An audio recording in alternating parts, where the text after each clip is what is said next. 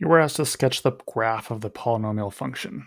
Be sure to plot the x-intercepts, state the end behavior using the correct notation, and state the domain and range using interval notation. So first things first, what is the degree and the sign? Looks like it's negative here. The degree, I know x minus 1 squared is like saying x minus 1 times x minus 1. So my degree here is going to be a cubic function, so a degree of 3, and my sign is negative. Now let's go ahead and plot the zeros. So in this one here, I know if I plug in positive 1, that'll give me a 0, and that's going to be a bounce because it's going to be squared. So when it comes at that point, it's going to bounce off of it. I also know negative 3, 1, 2, and 3 is a 0 because if I plug in negative 3 here, makes my whole function 0.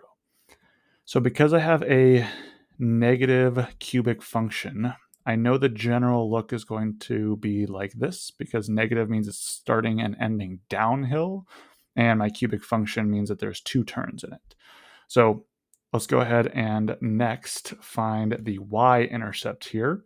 The way we find the y-intercept is I know that if x is equal to 0, then that's my y-intercept. So I'm going to plug in 0. So our y-intercept f of x equals negative 0 minus 1 squared, and then 0 plus 3, which is just 3. So 0 minus 1 is negative 1, squared is positive 1.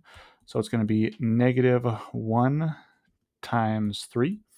Put the negative multiplying by that. So my y value is going to be negative 3. So I know it's going to be there. So now to sketch the graph here, again, I know my general look is like this. So I'm going to start here. I know it goes through at negative 3 because there's no square here. If my y-intercept is going to bounce off at positive 1 because of my square here.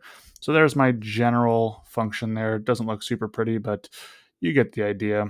And that's enough to tell me the domain and range and the end behavior.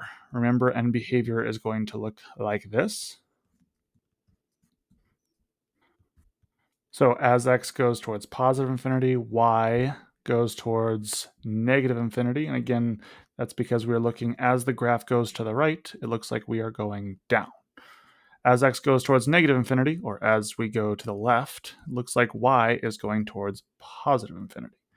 There's my end behavior. Now my domain and range. My domain here is actually going to be all real numbers. So what that means in interval notation is going to be negative infinity is less than x, which is less than positive infinity. And my range, because it's a cubic, it's going up and down forever. So that's actually also going to be all real numbers. Make sure that for your range you have y here.